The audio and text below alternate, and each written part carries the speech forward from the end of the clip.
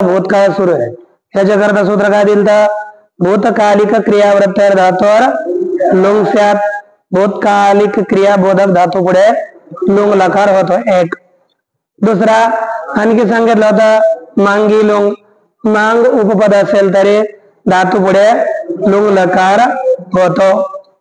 मांग उपपद असो तो कोणत्या अर्थामध्ये काही घेणं देणं नाही. 10 लकाराच्या अर्थामध्ये मांग उपपद असला तर लुंग लकार होईल आणि समर्थरे लंगच स्म पुढे आहे.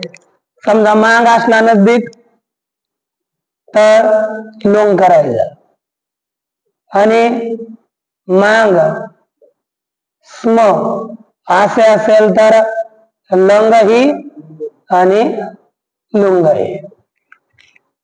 हे लक्षात ठेवायचं. हे प्रयोग करता कामाला येईल. परंतु आता आपण सामान्य पाहतोय काय लंग भूतकाळ अर्थामध्ये धातू पुढे लुंग लकार येतो. तर काय झालं भू लुंग. कोणत्या सूत्राने आला लुंग. या लुंग सूत्रानं लुंग आला भूलुंग. त्याच्या ठिकाणी पुन्हा काय होणार टिप अधिक काय होणार पद भूलुंग झालं ना. भूलुंग असं झालं तर इथं काय होईल उंगा वितौ. उंगा वितौ म्हणजे रे ऊ आणि उगची हीच संज्ञा होते आणि लोप होतो. झालं ना. त्यानंतर काय झालं तत्र तिवादयः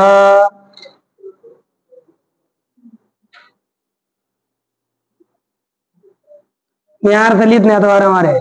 त्याच्या ठिकाणी टिप इत्यादी आदेश होतात. मग काय झालं रे बाबा भू ती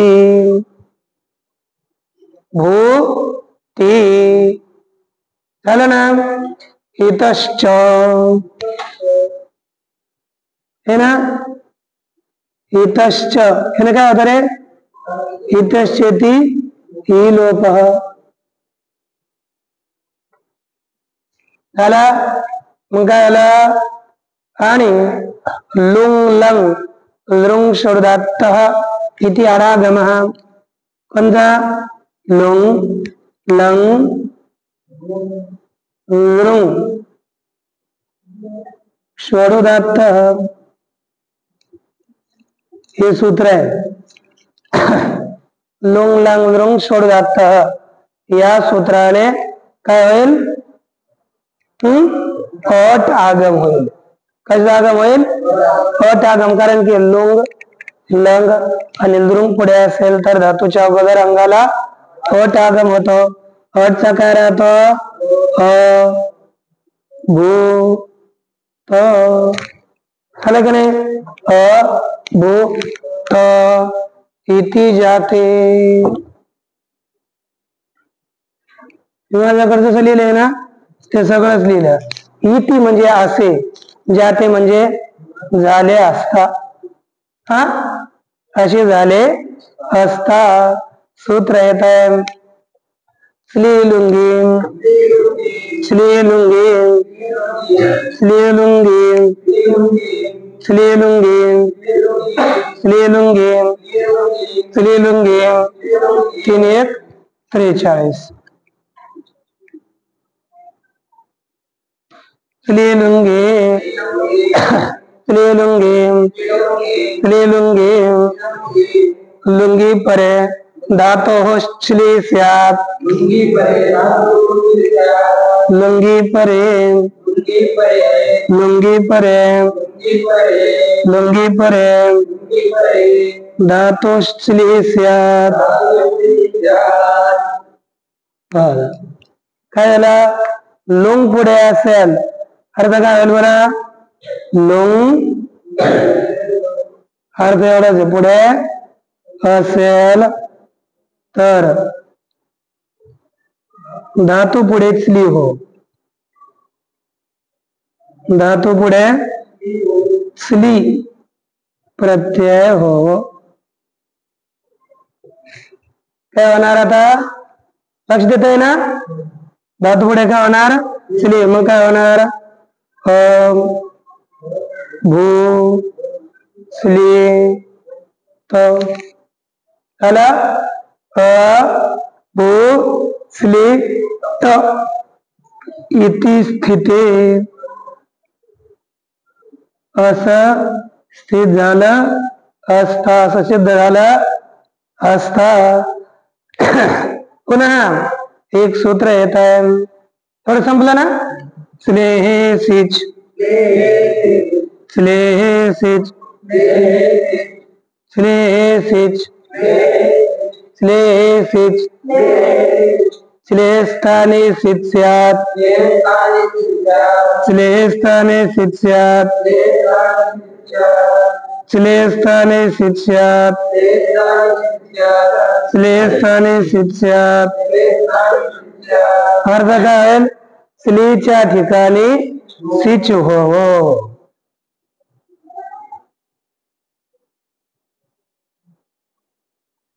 स्लीच्या ठिकाणी सिच हो स्ली कधी वापरला आपण त्याच्या ठिकाणी काय येणार सिच मग काय लिहिणार आपण स्ली काढून सिच आहे की नाही आणि सिच आहे ना सिच त्यामधील हिच्या वितौ हिच्या वितौ म्हणे ई आणि छ यांची काय होत आहे हीच संज्ञा मग काय होणार बोला भू स त ठीक अभूसत इति जाते म्हणजे असं झालं असता एक सूत्र येत आहे गातिस्था घु बोला गातिस्था घु पाभुभ्यः गातिस्था घु गातिस्था घु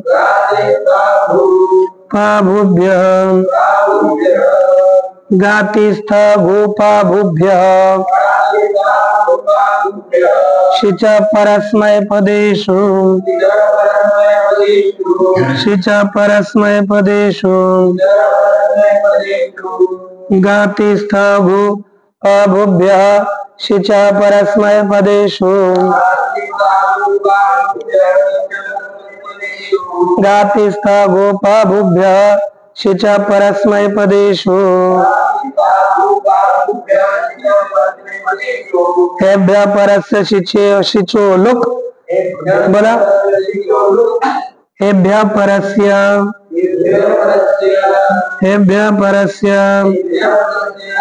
शिचो लुक हेभ्य परस्य शिचो लुक हेभ्य परस्य शिचो लुक परस्मै पदेषु प्रत्ययेषु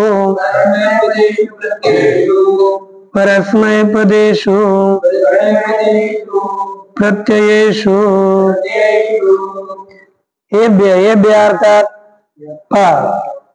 गा धातु एक गा दूसरा स्था तीसरा घु माने घु संज्ञक धातू एक काही धातूंचं नाव आहे घु काय आहे गा स्था घु संज्ञक धातू पा भू है ना धातून पुढील सिच चा लुक होवो शिचो लुक माने सिचा कधी परस्मद प्रत्यय पुढे असेल तर परस्मय पद प्रत्यय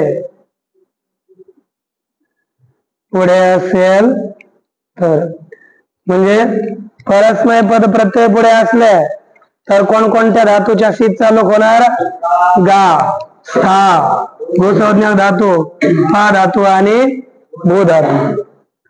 इथं गा आणि पा कोणते घ्यायचे? धातू वेगवेगळे आहेत तर एक वाक्य आहे, गा पा विह हिनादेश पिबती गृह्यते. है ना? गा पा विह लघु ते दिलाय, गा पा विह हिनादेश पिबती गृह्यते. म्हणजे गा आणि पा ते घ्यायचे ज्याच्या ठिकाणी इन धातू एक, इन धातूच्या ठिकाणी होणारा आदेश गा आणि ज्याला पाच पिबती रूप बनत असा पा. ज्याच्या ठिकाणी पिबती रूप बनत असा पा आणि ज्याच्या ठिकाणी गा आदेश होतो आणि इनच्या ठिकाणी आदेश झालेला गा तेच घ्यायचे. तर एवढं लक्षात ठेवा. गा सा गु संज्ञक धातू पा भू यांच्या पुढील सिचचा काय होतो बाबा? लोक होतो. काय होत? लोक होतो. आता लक्ष द्या इकडे. आपलं काय झालंय? अभू सत, मग सिचचा काय होणार आहे? लोक. तर काय राहिलं? अभूत रूप झालं अभूत. तीच पडाला काय राहिलं? अभूत. पुढे आता स अभू राहायचा ठेवायचा आणि प्रत्यय पुढे आला तर काय बनणार? ताम. अभूताम. पुढे काय आलं? अभू आणि प्रत्यय काय आहे? अंती. हाच आहे ना? अंती. अंतीच्या ईचा इतश्चन काय होणार? लोप. तचा संयोगांत लोप ना काय राहिला? अन. आणि हा प्रत्यय कसा आहे बाबा? आजादी आहे का नाही? हा स्वरादी आहे ना, तेव्हा कोणतं सूत्र येईल? आठवा बरं. हा भूसु भूवो लिटो हो भूक लुंग लिटो हो. काय दिलं? भूला उक आगम हो, लुंग आणि लिटचाच पुढे असेल. हे कोणताच आहे? लुंगचा. मग इथे काय होणार? उक आगम. उकचा काय राहील? व जोडा अभुवन. है की नाही? अभुव. ठीक झालं की नाही? बोला. स अभूत तो होता, तो होता. तो अभूताम ते दोघे होते. ते अभुवन ते सर होते. पुढे प्रत्यय काय आहे? सिप. सिपचा इलोप आणि सचा विसर्ग. त्वम अभू तू होतास. त्वम अभू तू होता. तसतच समीपांतांता मला काय आला? तम. त्वम युवाम अभूतम तुम्ही दोघे होते. युवाम अभूतम तुम्ही दोघे होते. इति मध्यम पुरुष. आता तसतच समीपांतांतम ता मला काय आला? आणि स्वरादी होता म्हणून काय आगम झाला? भुवो लिंग लिटोहना हो कागम. तर काय झाला? अभुवम. अहम अभुवम मी होत. व आवाम अभुव आम्ही दोघे होतो. वयम अभूम आम्ही सर्व होतो. इति उत्तम पुरुष. हे तुम्हाला काय करायचं? आता उपसर्गासहित लिहून आणायचंय. भूतकाळामध्ये तुम्हाला दिलत ना, तर हे जसं अ जोडून रूप कसे म्हणतात, तर हे सगळे अर्थासहित. इथेही भूतकाळाचे, इथेही भूतकाळ होता, अर्थ तसाच होणार आहे. बस हे रूप लिहून भूतकाळाचा अर्थ लिहायचा आहे, हे लक्षात ठेवा. आहे ना? आता एक पहा, मी तुम्हाला एक सांगतो. रूप तर मी लिहिलेत अगोदर, पण तरी अ भू त असं झालं का नाही. इथे आता या प्रत्ययाची काय संज्ञा आहे, तिची तिंशित सार्व धातुकम. काय आहे, तिंशित सार्वधातुकम. यानं सार्वधातुक संज्ञा झाली आहे की नाही. सार्वधातुक संज्ञा झाल्यावर लक्ष द्या, मी काय सांगतो पहा. तिंशित सार्वधातुकम या सूत्रानं सार्वधातुक संज्ञा झाली आणि शेवटी काय आहे, एक. तेव्हा सार्वधातु कार्ध धातू कयोः या सूत्रानं गुण प्राप्त झाला. सार्वधातुक किंवा अर्धधातुक प्रत्यय पुढे आले असता एकच्या ठिकाणी गुण हो, एकच्या ठिकाणी काय प्राप्त होतं, गुण. गुण प्राप्त होत तेव्हा सूत्र येत आहे आपल्याला पुढचं काय, भुस्वोस्तिंगीं भुस्वोस्तिंगीं भुस्वोस्तिंगीं भुस्वोस्तिंगीं भुस्वोस्तिंगीं भुस्वोस्तिंगीं भुस्वोस्तिंगीं भूसूयेतयोः भूसूयेतयोः भूसूयेतयोः भूसूयेतयोः सार्वधातु के तिंगी परे सार्वधातु के तिंगी परे सार्वधातु के तिंगी परे न गुणः. आता काय होणार ना, आपण याला थोडं पहा. सार्वधातुक के तिंगी परे अगोदर घेऊ. काय करणार, सार्वधातुक कोण पुढे असेल तर थिंग पुढे असेल तर कोणाकोणाला गुण होत नाही, भूसू यांना गुण होत नाही आहे की नाही. म्हणून यांना गुण झालेला नाही, हे लक्षात ठेवावं. सगळे अर्थासहित ही धातू लिहून आणावे, हे तुमचं आजचं कर्तव्य. ओम पूर्णमदः पूर्णमिदं पूर्णात् पूर्णस्य पूर्णमादाय. ओम शांती शांती.